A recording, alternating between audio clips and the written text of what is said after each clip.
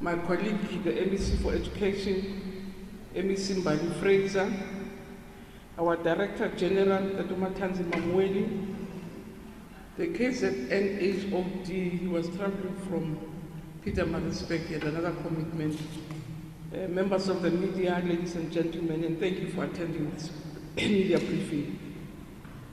Indeed, this media briefing is occasioned by the challenges that have been experienced in the province in the administration of the National School Nutrition Program. And today's briefing to the media is intended to give an update on progress in the rolling out of the National School Nutrition Program, the emerging developments and analysis regarding the situation on the ground in the province. You will indeed recall that early in April, there were reports emanating from different parts of the province indicating that some schools did not receive their food deliveries and that learners could not enjoy the expected meals as usual in the National School Nutrition Program. Since then, we have been working with the province's national department and the Premier's office and other offices in the province to resolve the matter. And our main focus, as a starting point, was on the restoration of the feeding in the schools to continue to benefit from the program. We are fully aware that many of our learners, the food from the NSP is the only meal they might have in the day, and it is a reason why, as a Department of Basic Education, became particularly concerned with the disruptions to the feeding program. For whatever inconveniences that was caused as a government, we sincerely apologize. Because the NSP is a very important program and it helps us to deal with a number of challenges that our communities are facing. With the program, we feed about 9.6 million children on a daily basis across the country, and the government invests 9.1 billion a year on the program. There are various models that different provinces use to administer the program, and as a national department, we have been looking for an efficient model with which to run the program because there are weaknesses. As a result, we do not believe that we're sometimes getting the full benefits in terms of the value for every rand invested. So the program of looking at the program is an old one we've been engaging on an ongoing basis as a sector. So as a basic education sector, nationally, we have a responsibility to develop a framework for the delivery of these important meals that provide relief to our communities. And we don't want to waste any time dealing with crises instead of feeding our children. And the reason we came down to the province today was to ensure that we work together to make sure that today, because in the past 2 weeks, we committed the province and even the national department that on the by the 2nd of May, we want the program restored. And it's a matter of extreme priority to have children fed. And all the other technicalities or challenges, we confront them after we've ensured that children from today are being fed. And National Treasury is indeed very interested in the matter, and they also want to know what plans do we have in place, but also making sure that there are no fruitless expenditures that we will incur. So members of the Executive Council in the province, also led by the Premier, have been conducting oversight visits to schools across the province to also get a first-hand report on the situation on the ground and act immediately wherever possible. So the reports that we've gathered from the Premier's office, from the oversight by the department, but also oversight by the national department, indicate that the situation has stabilized greatly.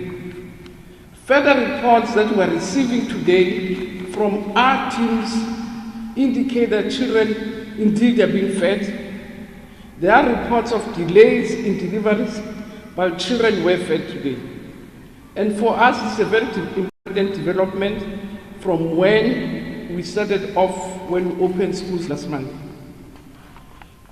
The provincial government of the province has also developed an online tool using geospatial technology that delivers real-time data into the KwaZulu-Natal Information and Innovation Hub.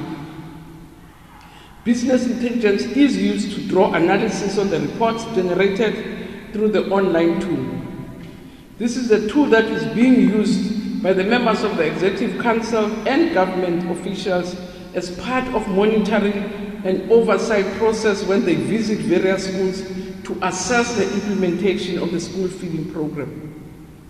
In conclusion, I really want to say we do believe that we are on course to continue on a successful path for the next few weeks, months, and indeed for the rest of the year. And we are committed to ensure that learners continue to learn while enjoying their meals on time daily as scheduled. With the work that we are doing, we will fully recover, and we are sure that we will. We are also encouraged by the active citizenry demonstrated by the community surrounding some of the schools we visited. We also want to commend the dedication shown by educators, by union leaders. Last week I had the privilege of meeting all our national 5 teacher unions, also to make sure that they also support and give us the information that we require. We also had meetings with all school governing bodies represented nationally.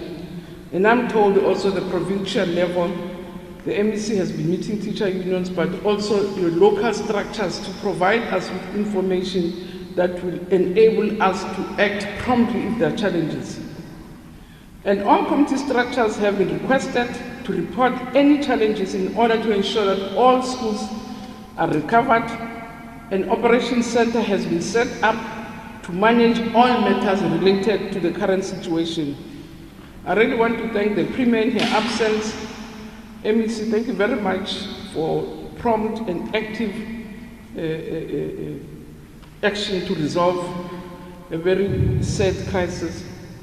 The HOD and the team, I really have to thank our officials in the provinces, but also your team, DG.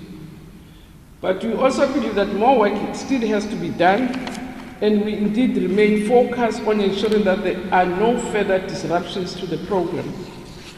And as I said in the beginning, our first focus was to ensure that there's feeding, and the second stage of the parallel process is also to make sure that all other technical issues around the contract are dealt with by competent bodies. Our lawyers are at work, our chief procurement officials are at work, but also our accounting officers are at work. So we will leave the rest of the technical legal matters to those teams. Our main concern with the Premier and the MEC was to make sure that children indeed are fed. And from the reports we received, there are minor glitches elsewhere, but in the main, from the reports I've received, I might be exaggerating, that it's above 90% of feeding. And in areas where there's not been proper feeding, there are systems in place to mitigate against ongoing challenges. So I'm very comfortable and happy with the province for having helped us to go through this cloud. So MEC, I'm not sure if you want to add in terms of the work that the province has been doing to make sure that we've reached the point where we are. Thank you very much, Elijah. Thank you. Good afternoon. Thank you, Honorable Minister. Mine is to thank everybody, starting from the workers, the officials of the department, parents, learners, educators, the Minister Mabenji for the support that you gave to us by sending the DBE employees, officials to come and assist us, the OTP led by the Premier, the Executive, and the community of KwaZulu-Natal for being with us during the challenging period that we had. Indeed, our learners are in a good environment. Food is there. Thank you very much.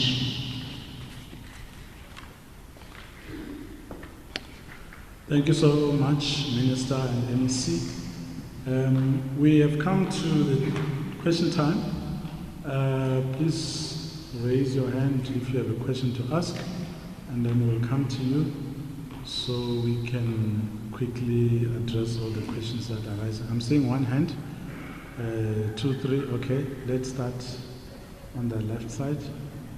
Your name, please. Thanks. I just have a question for Minister and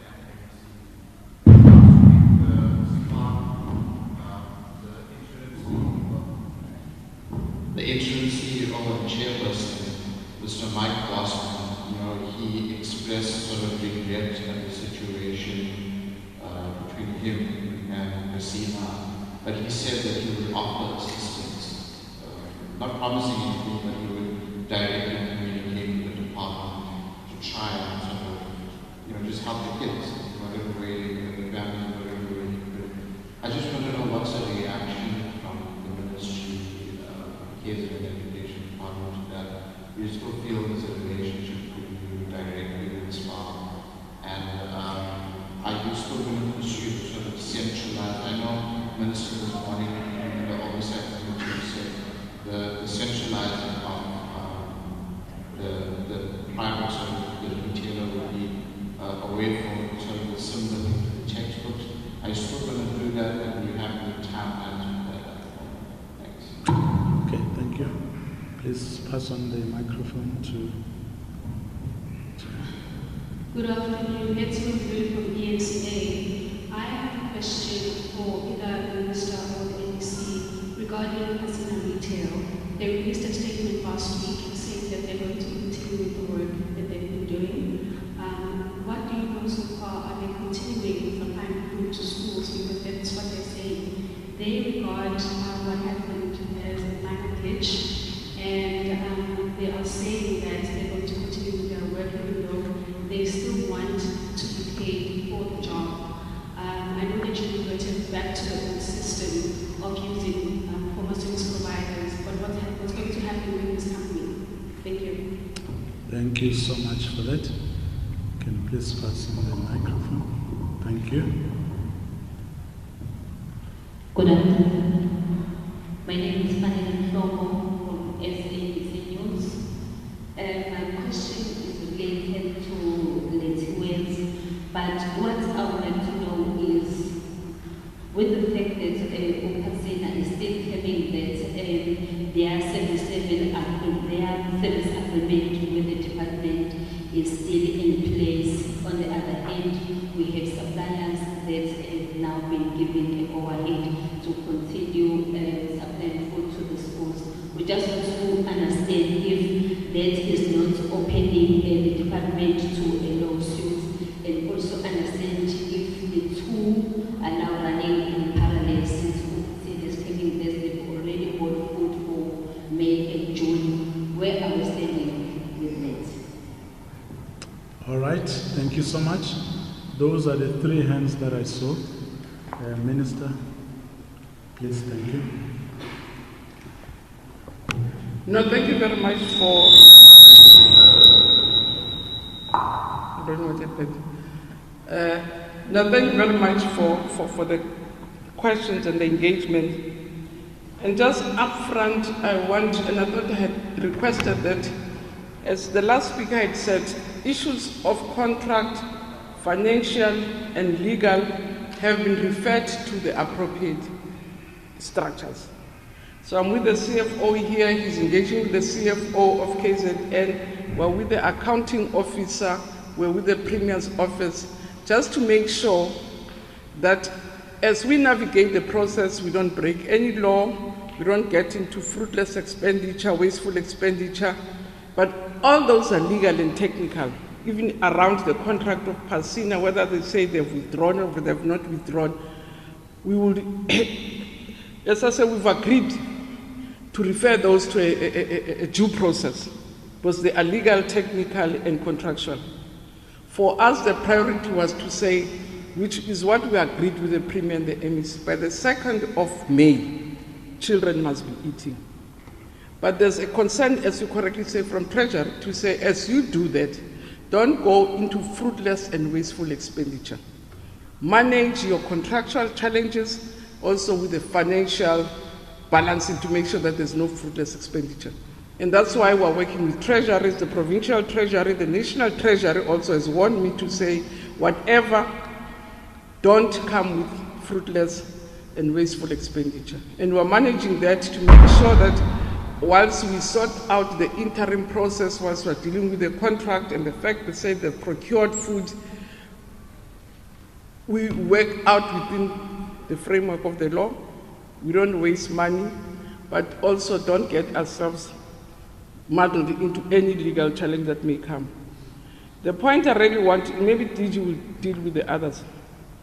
The point that, and all the other points we've raised, we've heard them that they say they are opting out, and then they came back to say we still have bought until July, and those are being dealt with by our lawyers. There are also lawyers from the Premier's office, and so the advisors of the Premier were lawyers also. We also brought our legal team, so we want to leave it that. Otherwise, it might compromise us to really pronounce on things that are legal, which still have to be processed. But on central procurement, truth be told, the current delivery model used by different provinces is not very efficient for a system as big as ours. And we have raised a consensus with different provinces to say a system as big as ours with 9 billion, 9.2 billion budget. You don't run with spaza shops, go and buy at Spar, go and buy at Pick and Pay. It's really like running a family from a spaza shop. We need to be able to benefit from economies of scale so that we can procure centrally, and we've seen it has worked with other services, not only on school nutrition. All we have to do is to do it so carefully, but the direction which was taken by the province of central procurement, buying for everybody else, is the way we want to go to. And we've tried it with other services. For textbooks, as national, we've developed a model. We prescribed which books have to be bought, where they should be bought, and negotiate the prices. And with that, it was a big system. We've been able to reduce some of the books from 400 rands to 100 rands, so that we are able to provide every child with a book. But the old model, and not only in KZN, in some provinces, was not giving us the ability to benefit from the economies of scale. And that's why KZN moved that direction. But what happened as they turned left, which is where we say they must turn left, it's an issue to say how did they turn? Did they take their curve too quick or they took it too late? So the curve part about how they took that left turn, it's something that we will be discussing with our lawyers. But in terms of central procurement, not even from the Spark Group. My dream is that we want to buy from where Spark buys, not from them. We want to buy from the manufacturer. We're a big system. With a 9.3 billion, we can afford to go to the manufacturers ourselves. When we buy milli-milli, I don't want to be buying from some big supermarket. I want to go and buy milli-milli where they buy milli-milli. And that will enable us to get economies of scale. And so, the long and short, the direction the province was taking is the correct direction, but I think where we encountered problems, it's the process that we embarked on as we are going into that direction. But central procurement, it's what, as the minister will advocate, that provinces should go into. I've raised it with Treasury to say if we've got to get the economies of scale with the effects of COVID, with the price hikes, with your budget cuts, the only way is to look at another delivery model that will help us with economies of scale. And as I say, we're a big system, we should be able to get economies of scale benefits by procuring differently, which is what the province was doing. And as I say, unfortunately, we came through the difficulties that we came through. But it's our commitment to go for central procurement.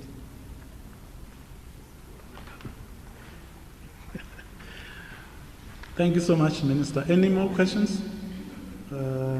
Okay. 2 hands now. Can we make this the last round?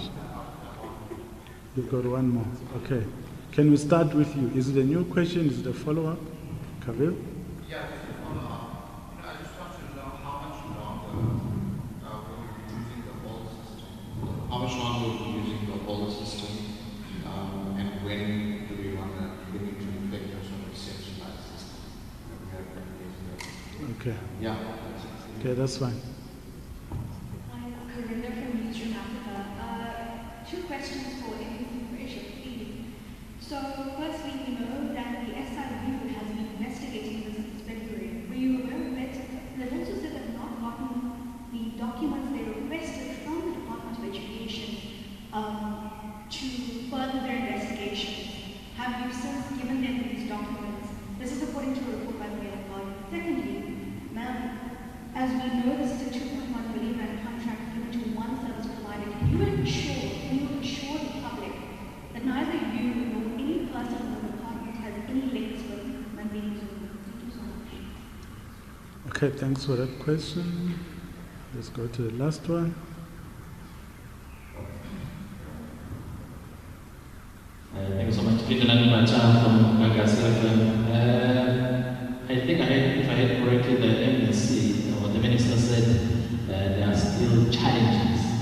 I just want to find out maybe if are you keen to share with us if how many schools are having challenges with the program, and also have you discussed the matter with SINA? Because on their statement they said they are still continuing with the contract. So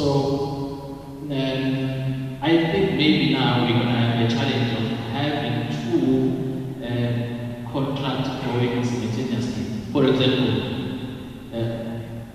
if Persina is continuing distributing food, and also the department have called all the suppliers to say, okay guys, you can go ahead and buy food, distribute food to whatever school that were given to you. So have you discussed this with the Senate? Because they said, no, we are continuing the contract, we have been cancelled our contract so that we could not have something that is going on simultaneously distributing food along with your service providers that you have issued with. All right, thank you so much. I think you were clever there. You repeated a question that had been asked by someone else. But it's fine. We're here for that, to deal with questions. Minister, do you want to? MEC? Okay. I think the majority of the questions went to the MEC. So MEC, can I ask you to come first? Thank you. Thank you. With the first question, we are going to continue for about 6 to 12 months for now.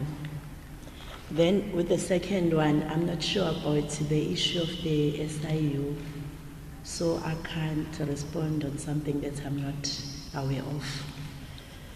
Then when it comes to challenges, we do have some of the schools, like in the case of Vugile, whereby we were told that there were some challenges which has been addressed now. In Masiwela, again, we are told there was a challenge.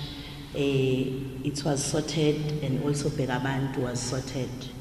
Then the last one on the Pasina, my understanding is that they opted out, but I'm not a legal person, so I can't comment on that for now. Thank you.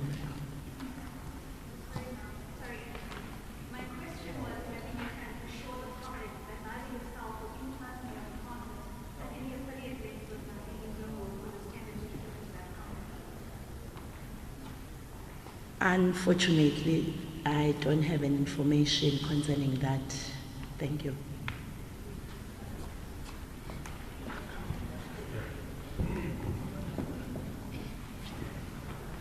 No, thank you. I'm just trying a different diction. Maybe what the Minister and MEC have shared with you would come across perhaps much clearer. The Minister indicated that issues relating to legalities, contractual arrangements are being dealt with by competent persons, the legal teams, senior counsel, including the possibility of whether you're going to keep the SMMEs that are procuring and delivering food items now for 6 to 12 months. That is also subject to the legal opinion that the department is awaiting. What I know, because we've been meeting with the head of the department, is that there has been exchanges of correspondence between the head of the department and PASINA, up to even the portfolio committee, basic education portfolio committee this morning. Nothing came up in terms of meetings, discussions between the department and PASINA. What came out as facts which were shared with the portfolio committee is that there were letters between the HOD and PASINA. And the letters actually refer to what the MEC is indicating. There was an email which came from PASINA, communicated to the HOD, indicating that PASINA is opting out of the contract. What that legally means is subjected to lawyers to interpret and advise the department accordingly. Thank you. All right, no more hands. Thank you so much. We've come to the end of the briefing. Thank you, Minister. Thank you, MEC. Thank you, DG. And thank you to Advocate Masuku. We'll talk outside. Thank you.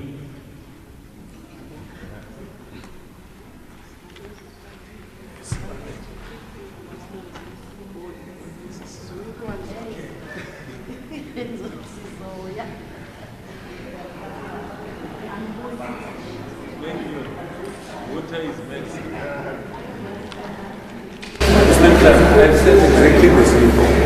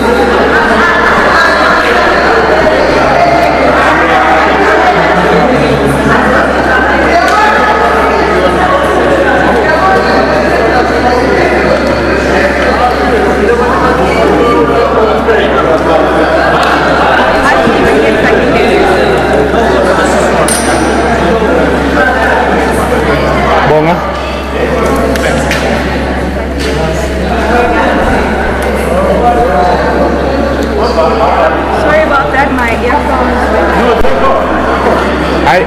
I